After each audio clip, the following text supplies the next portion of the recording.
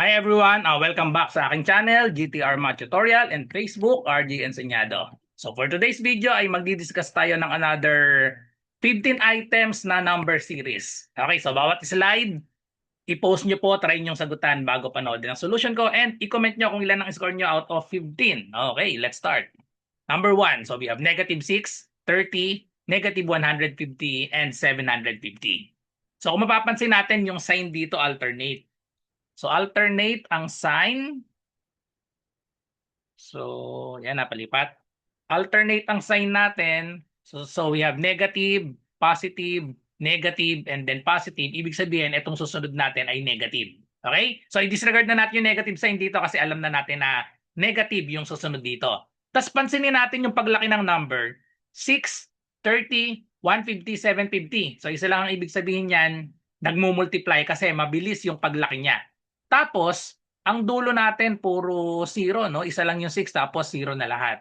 So malamang nagmumultiply ito. So saan kaya minumultiply? Alamin natin. Kapag medyo maliit, madaling i-mental, no? 6 naging 30, so that is times 5. Okay? 6 times 5, that is 30. So disregard na ang sign dahil alam na nga natin yan na alternate. And then we have 30 naging 150. So another times 5. Okay, kapag dalawa na yung times 5, malamang yan na yung pattern natin. Hindi nagbabago, times 5 lahat ito. So tapos 15. Pag 15 times 5, 75. May 0, so 750. So confirmed times 5 ang ating pattern. So pag binultiply sa 5 ang 750, i-manual lang natin, bawal ang calculator. So this is 0, 5 times 5, 25, carry 2. 5 times 7 is 35, plus 2, we have 37. The answer is negative 3,750, letter A. Number 2, 2, 5, 12.5, 31.25, blank. So dito madaling makita yung pattern kasi whole number, naging decimal. Pag ganyan, naging decimal, malamang yan ay multiplication tapos minumultiply natin sa decimal. Kaya nagkaroon ng decimal. Okay? So yun agad ang iisipin nyo dapat dyan na pattern, multiplication na may decimal. So itong 2, paano siya naging 5? Medyo mahirap isipin, no? Saan minultiply yung 2 para maging 5? Dodoblehin mo yung number, naging 5, edi yan ay 2.5 times 2.5. Pwede rin baligtarin natin. Para makuha natin kung saan i-multiply, i-divide natin itong pangalawa dito sa una. Di ba 5 divided by 2? 5 divided by 2, that is 2.5. Okay? So tapos, i-verify natin kung 2.5 pa rin dito. So 5 naging 12.5, try natin kung 2.5 pa rin. Pag tumugma sa 2.5, malamang yan na yung pattern natin.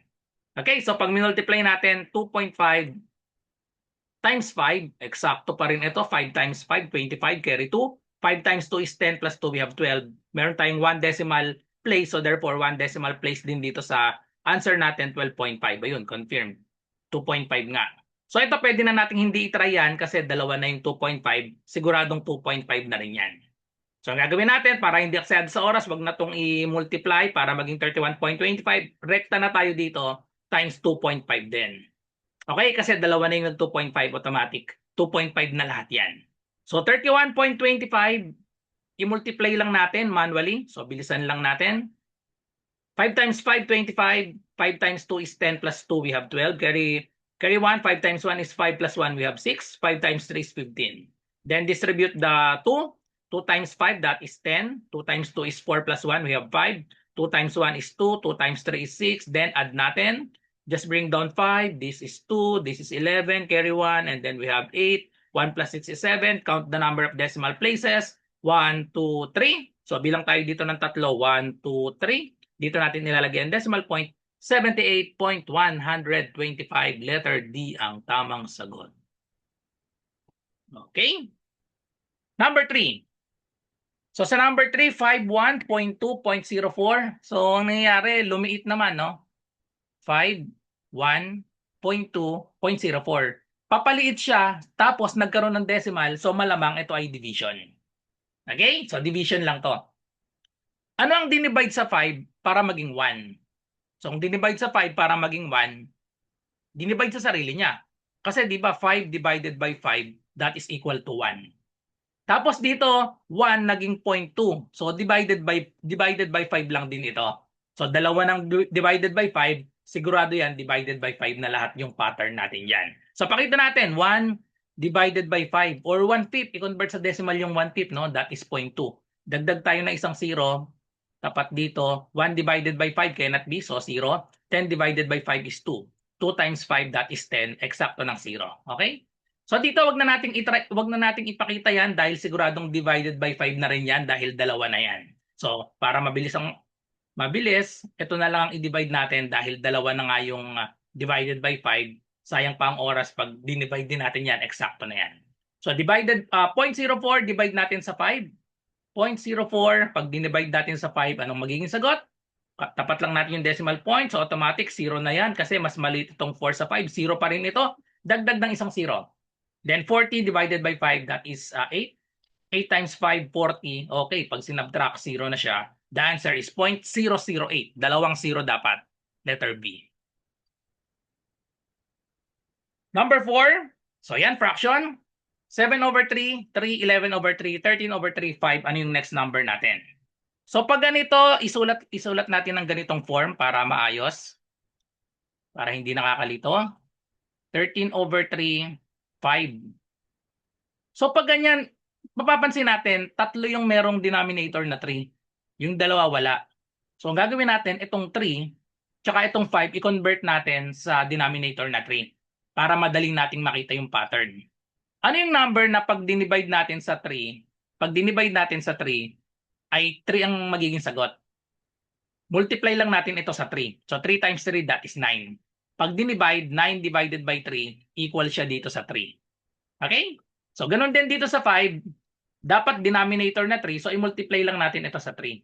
5 times 3, that is 15. Pag dinivide, 15 divided by 3, equal siya sa 5. So ngayon, dahil 3 na lahat ang denominator natin, madali nang makita yung pattern sa numerator. Anong nangyayari sa numerator natin? 7 naging 9 plus 2. 9 naging 11 plus 2. 11 naging 13 plus 2. 13 naging 15. So plus 2 lang yung pattern natin sa numerator. Ang next number natin ay 15 plus 2, 17. Ang denominator ay 3. Therefore, letter D, 17/3. Number 5. So paano naman pag marami? 9, 11, 22, 15, 17, 34, 25. So ganyan, kapag maraming number, isa lang ang ibig sabihin niyan, marami yung pattern natin. Pwedeng skipping pattern, tapos pwede ring alternate yung pattern. Pero expect nyo na marami ang pattern natin dyan. So isa-isahin natin. 9 naging 11. Ano ang pattern sa 9 naging 11 plus 2? 11 naging 22. Na doble. So times 2. Tapos 22 naging 15 minus 7. Okay? Paiba-iba, no? Plus 2 times 2 minus 7. Then, 15 naging 17 plus 2 ulit. 17 naging 34 times 2. 34 naging 25 minus 9. Okay? So, ito yung pattern natin. Tatluhan. Plus 2 times 2 minus 7. Plus 2 times 2 minus 9. Okay? So, nababago lang dito. Ito, nadadagdagan ng dalawa ito. Minus 7, naging minus 9. Tapos, ito, plus 2 times 2, parehas lang. Okay, try natin dito sa next 3. 25 naging 27 plus 2. 27 naging 54 times 2. 54 naging 43 minus 11. Okay, confirm. Plus 2 times 2, consistent yung plus 2 times 2. Tapos yung sinasubtract natin, nadadagdagan ng dalawa. Negative 7, negative 9, negative 11. So therefore, another set tayo dito. Plus 2, 43 plus 2, 45. 45 times 2 is 90. So yung susunod natin dito ay minus 7, 9, 11. So susunod dito ay minus 13. So pag sinubtract natin, 90 minus 13, the answer is equal to 77. 77 plus 13, that is 90. Okay, so therefore, the answer is letter B, 77. Number 6, so medyo marami ulit. So ganun ulit ang pattern nito pag marami. 25, 795, 2611, 684, 272, 2573, 2833. So pag ganyan, isipin na agad natin alternate or skipping pattern. So ito ang pattern na gagawin ko dito, skipping. Kasi ito mapapansin ko agad dito, 25. Skip tayo ng isa. Lampasan natin si 795. 25 naging 2611 plus 111 siya. Tapos 2611 naging 2722 plus 111 ulit. So dito, 2722 plus naging 283, di ba? 22 naging 33, so plus 11. Tapos 700 naging 800. So plus 111 ulit. So pag meron pang isa dito, plus 111 ulit yan. Kaso hindi naman yan ang kailangan natin. Ang kailangan natin itong nasa taas. 795 naging 684. Ito naman ay minus 11. 111. Tingnan nyo yung number. 7 naging 6, 9 naging 8, 5 naging 4. Okay? So, ibig sabihin, minus 111. Nabawasan ng tigi-tigi sa lahat. 6 naging 5, 8 naging 7, 4 naging 3. Okay, malinaw. Minus 111. So, ang susunod natin dito ay minus 111 din. 5 bawasan ng isa, we have 4. 7 bawasan ng 1, that is 6. 3 bawasan ng isa, magiging 2. So, therefore, the answer is letter B, 462. So, ang tawag sa pattern na to ay skipping pattern. Nag-skip tayo ng isang number. Minsan yung skipping pattern, ang ini-skip natin, dalawang number. Okay? So, tatlo yung pattern natin, nag-i-skip ng dalawa.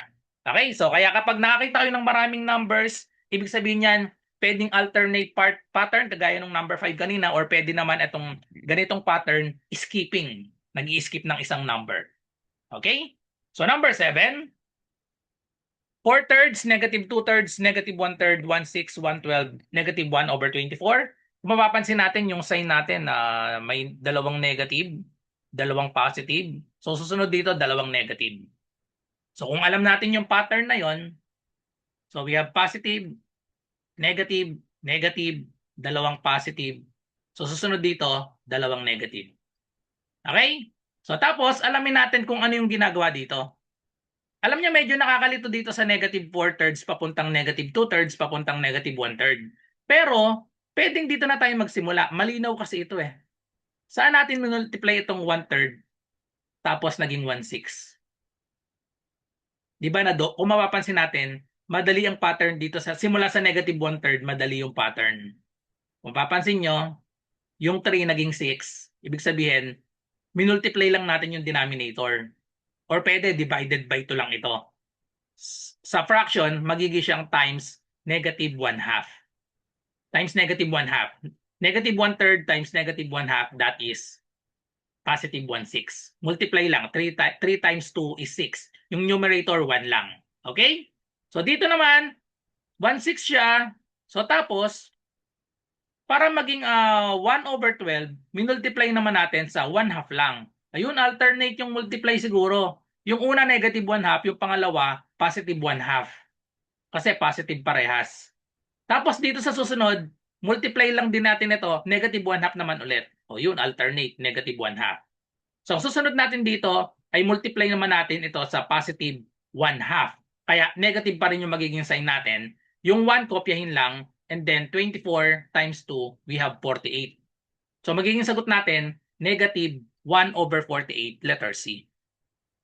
Okay? So pakita lang natin yung pattern dito sa alternate eh. So pakita lang natin na sakto rin ito. Kung negative 1/2 ito, itong susunod dito times positive 1/2. Tapos ito naman ay times negative 1/2. So pag minultiply natin ito, 4/3 times negative 1/2. Ang magiging sagot dito ay makakancel itong 4 at 2, magiging 2. So, negative 2/3. Di ba eksakto dito, negative 2/3? Kasi ito namang negative 2/3, i-multiply natin sa 1/2. Ang mangyayari, makakancel lang yung 2. The answer is negative 1/3. Yun, sakto pa rin, negative 1/3. Okay? Kaya nagsimula ako sa 1/3 papuntang 1/6, madaling makita yung pattern kasi walang kinancel. Unlike dito sa 4/3 and 2/3, papuntang 1/3, nag-cancel pa tayo kaya medyo mahirap makita yung pattern. Kaya ang tekniko, dito na ako sa 1/3 nagsimula. Kasi kita na yung pattern doon, minumultiply lang sa 2 yung denominator. Or kapag ginawa natin fraction, 1 yung numerator, 2 yung denominator. Number 8, yan, whole number na ulit. Madali pag whole number, 5, 6, 10, 19, 35, 60. Ayan, so nag-a-add lang ito. Maliit yung paglaki, so nag-a-add. 5 naging 6 plus 1, 6 naging 10 plus 4, 10 naging 19 plus 9, 19 naging 25, or 19 naging 35 plus 16, 35 naging 60 plus 25. So dapat alam nyo na yung pattern. Kapag kabisado nyo ang mga perfect square, ang mga ina-add natin ay perfect squares. Ang 1 ay 1 squared. Ang 4, that is 2 times 2 or 2 squared. Ang 9, that is 3 squared. Ang 16 ay 4 squared. 4 times 4, 16. 25 is 5 times 5, 25. So ang next na i-add natin ay 6 times 6, which is 36. So pag in-add natin 60 plus 36, the answer is positive 96. Letter E ang tamang sagot. Okay? Okay, so kung naghahanap kayo ng magandang CSE reviewer, ito yung maire-recommend ko sa inyo. Ayan, updated. Civil Service Exam Reviewer 2026. Meron ako nito parehas pero yung old version, maganda naman yung old version niya. Third edition nito, tas 2024 itong reviewer ko na to, pero maganda. So, napakasulit. Kaya sigurado ako na maganda rin itong latest nila na 2026 parehas. So makikita nyo dyan, nakatag sa description. Makikita nyo sa description. Then, purchase nyo na yan. Magandang reviewer yan. Okay, so number 9. 1.5, 0.5, 0.75, 1.5, 3.75. So kagaya ng sabi ko kanina, basta decimal, malamang ito ay multiplication. Kasi, paano ko nasabing multiplication ito? Gawa nito, 2.5. Parehas 0.5. Ibig sabihin, dalawa lang yan. Kapag parehas, kapag addition, plus 0. Pag multiplication, times 1. Pero malamang times 1 ang times ang pattern dito. Okay? So dito, itong 0.5, paano siya naging 0.75? Anong minultiply natin dito? So dito muna tayo, mamaya na itong 1 naging 0.5. Para makuha natin kung anong multiply, balik na rin natin. I-divide natin. 0.75 divided by 0.5. Okay? Pag dinivide natin, move ng isa, move ng isa. So magiging siyang 7.5 and then ito ay 5. Okay, divide natin. 7 divided by 5 is 1. 1 times 5 is 7. 5. Subtract, we have 2, bring down 5. 25 divided by 5 is 5. 5 times 5, 25. Okay, so ito ay times 1.5. Yun. So parang may nakikita na akong pattern. Yung minumultiply, lumalaki. Lumalaki ng 0.5 times 1 times 1.5. So ito, nadoble to, no? 0.75 naging 1.5. Adi times 2. Ayun, so confirm. Ang pattern natin ay dumadagdag lang ng 0.5. Nagsimula sa 1, 1.5, naging 2. So ito, i-confirm natin ito. Kung bawasan natin ng 0.5, ayun, eksakto. 1 times 0.5 equal siya sa 0.5. Okay, so yun na nga yung pattern natin. Nagsimula sa 0.5, tapos palaki ng palaki ng 0.5, 1, 1.5, 2. Ito ay 2.5. Times 2.5 ito. So ibig sabihin, ang susunod natin, kahit hindi na natin ipakita na times 2.5 yan kasi apat na to. 0.5, 1, 1.5, 2. Apat na yan. Huwag nyo nang gawin lahat. Kapag kahit tatlo pa lang yung nakita nyo na ganun yung pattern, nadadagdagan ng 1.5, automatic na yon. So ilagay nyo na lang agad dito yan. So ang susunod natin ay times 3. Okay? So ito na yung compute natin kasi sayang ang oras kapag inisa-isa nyo pa yan, ang dami niyan. So 3.75 times 3. 3 times 5, we have 15. 3 times 7 is 21 plus 1, we have 22. 3 times 3 is 9 plus 2, we have 11. 2 decimal places, so therefore 2 decimal places dapat 11.25. Ayun, nasa choices, letter D, 11.25.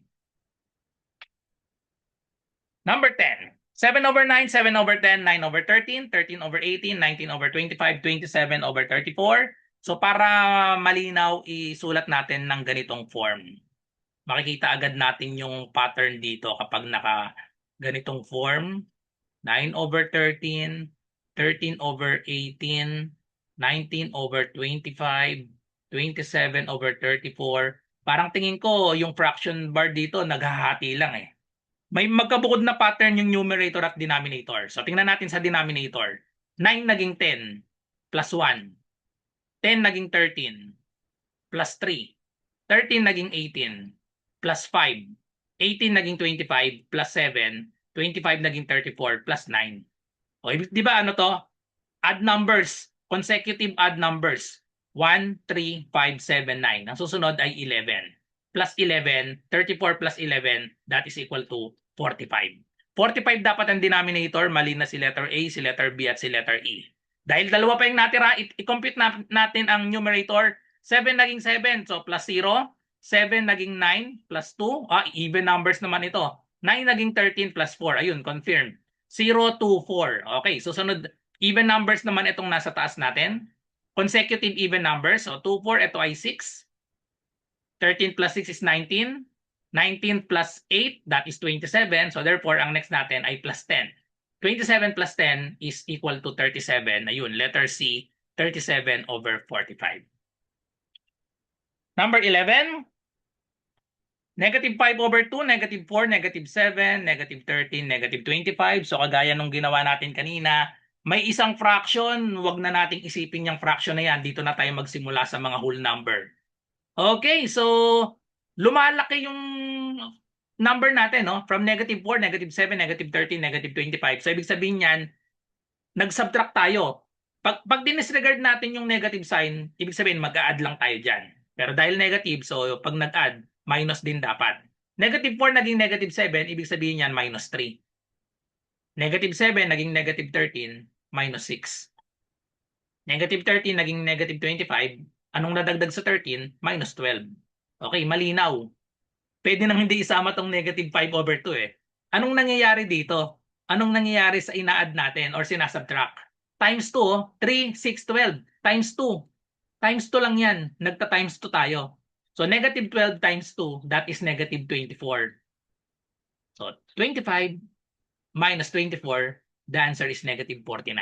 So nasolve natin kahit hindi na natin isinama si negative 5 over 2. Pag sinama natin ito ay negative 1.5.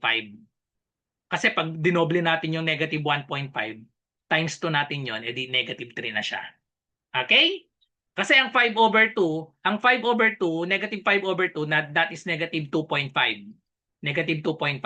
Pag dinagdagan natin or sinubtract natin ng 1.5, ang sagot na sa kanya ay negative 4. Ito na siya. Pero kagaya nga sabi ko, nag-iisang fraction to, na-solve natin kahit hindi natin isipin yan. Panggulo yan. Kasi ang isipin mo, may isang fraction tas lahat integers na, wag na i-disregard na natin yan. Eksakto na tong 4 numbers na ito, sapat na yung info dyan sa 4 numbers na yan para makuha natin yung next number na natin. So, pampatagal lang yan, kaya disregard. Okay? Number 12. 25, 13, 38, 26, 51, 39. Anong napansin natin dito? Alternate, no?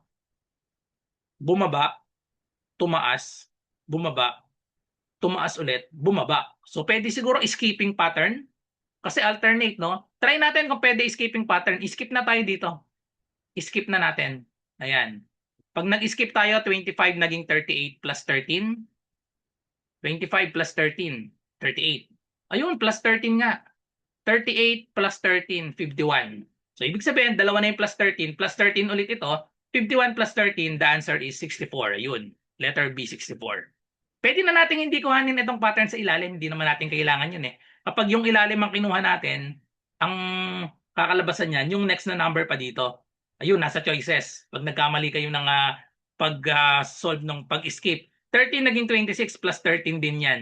26 naging 39 plus 13 din. So pag meron pang isa plus 13, 52 yung makukuha natin. Pero ang hinahanap natin yung next dito. So 64 tapos 52 yung kasunod. So ayan, 64. Number 13, ayan, fraction ulit. 2 fifths, negative 3 fifths, 9 over 10, 27 over 20, 81 over 40, negative 2, 43 over 80. So malinaw, alternate. Positive, negative, positive, negative, positive, negative. So ibig sabihin positive ito. So wag na nating i-disregard na natin ang sign kasi alam na natin na alternate siya, positive ang sagot. So isulat natin para mas malinaw. 2 fifths. I-disregard ko na yung sign kasi alam na natin na alternate siya para hindi na nakakalito. Ayan, so 27 over 20, 81 over 40, 243 over 80. Ayan, madali nang makita yung pattern sa denominator muna. Denominator natin times 1, 5 naging 10 times 2, 10 naging 20. Times 2 lahat ito yung denominator natin. Pero dito, nagka-lowest term tayo dito. Kaya parehas 5 yan. Okay? So, ibig sabihin yan, yung denominator natin times 2, tapos yung numerator natin may na-cancel dito sa 2/5, kaya naging parehas na 5 ito. So therefore, ang denominator natin, ayan, times 2 lahat, magiging itong 160. Ayun, mayroong tatlong 160. Tapos sa numerator natin, ayun, times 3 ang numerator. Times 3, times 3. 27 times 3, 81. 81 times 3, 243. So ito, times 3 din ito. Or ang pinaka-pattern talaga natin, kasi fraction yan, ay times 3 over 2. Times 3 over 2 yung pattern natin. So dito sa 2/5, papuntang 3/5, nag-lowest term tayo dyan. 2/5 times 3 over 2, ayun, na-cancel yung 2. Kaya ang sagot ay 3/5. So ang pattern natin ay times 3 over 2. So ito ang gagawin natin, 243, i-multiply lang natin sa 3. Yung automatic 169 denominator natin. So i-manual lang natin 243 times 3. Yun, may 9 pala lahat. 3 times 3, 9. 3 times 4, we have 12. Carry 1. 3 times 2 is 6 plus 1, we have 7. So 729 over 160. Letter B ang tamang sagot. Ang pinaka-pattern natin ay times 3 over 2. Laging panggulo yung unahan, no? Kung napapansin nyo, karaniwan na pag may fraction, panggulo yung unahan, masasolve natin. Kahit burahin natin ito si 2/5 nasolve naman natin, di ba? Ang pattern natin ay times 3 sa numerator, times 2 sa denominator. Or pag pinagsama natin yon, times 3 over 2. Kapag buong fraction. Okay, so 729 yung numerator. Number 14. 0.75, 3.75, 18.75, 93.75, 468.75. Malinaw ito yung multiplication kasi tingnan nyo yung paglaki. Medyo mabilis. 0.75. Sa whole number na lang tayo tumingin. 0, naging 3, naging 18, naging 93, naging 468. Parang tingin ko, ano to, arithmetic, geometric progression lang ito. Parang consistent yung minumultiply 0 naging 3 o around times ano to? Times 5 siguro ito, no? 3 naging 18. Ayun, so parang times 5 nga yun. Kasi pag whole number, 3 times 5, 15. Meron pang decimal, kaya naging 18.75. So, pattern nito times 5. So, malamang, isolve natin itong dalawa. Kapag nagtugma yung dalawa na times 5, ito, kahit hindi na natin i-multiply yan, verified na yan kapag dalawa pa lang.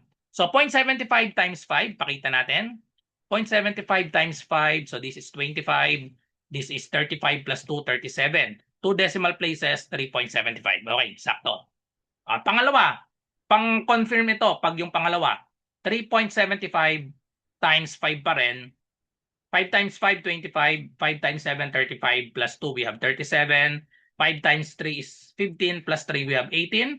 2 decimal places. 2 decimal places, 18.75. Okay, confirmed. Confirmed na yan. Dalawa lang ang kailangan natin para makita natin yung pattern. Tumugma na sa dalawa times 5 automatic. Itong pangatlo at pang-apat, eksakto rin yan sa times 5. Ang gawin na lang natin, itong pang-5, i-multiply din natin sa 5. Okay? So, pakita lang natin. 468.75 times 5. So, we have 5 times 5, 25. 5 times 7 is 35. Plus 2, we have 37. 5 times 8 is 40. Plus 3, we have 43. 5 times 6 is 30. Plus 4, we have 34. 5 times 4 is 20. Plus 3, we have 23. And then count the number of decimal places. 1, 2. So therefore, bilang tayo ng dalawa pabalik. 1, 2. Dito natin ilalagay ang decimal point. 2343.75. Letter B ang tamang sagot. Eksakto. Okay, so kagaya na sabi ko sa inyo kanina, dalawa lang ang kailangan natin. Kapag tumugma na yan na magkaparehas, pwede nang hindi itry itong pangatlo at pang-apat dahil mauubos ang oras nyo. Confirmed na yan sa dalawa pa lang. Okay? Last number, number 15. Parang may kaparehas ito kanina, yung fraction. 1/2 to 7 over 2, 5. Gawin nating magkakaparehas ulit na denominator. 1/2 to 7 over 2, 5. Ano yung next? Kung mapapansin natin, dalawa na agad yung may over 2.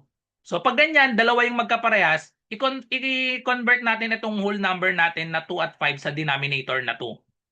Pag kinonvert natin sa denominator na 2, i-multiply lang natin ito. 2 times 2, that is 4. Pag dinivide, 4 divided by 2, equal siya dito sa 2.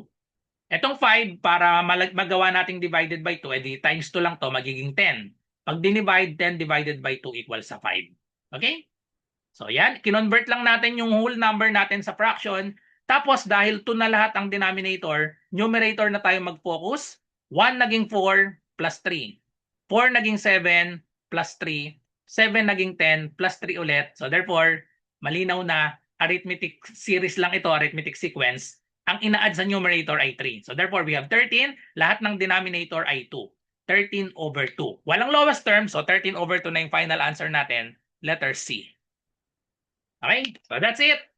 So thank you for watching. I hope may natutunan kayo sa 15 items na number series na pinresent ko. Kung meron kayong math question or number series na question, comment lang kayo sa video na to or i-PM nyo ako sa aking messenger, RJ Enseñado. So good luck sa lahat na nagre-review. Bye-bye and God bless.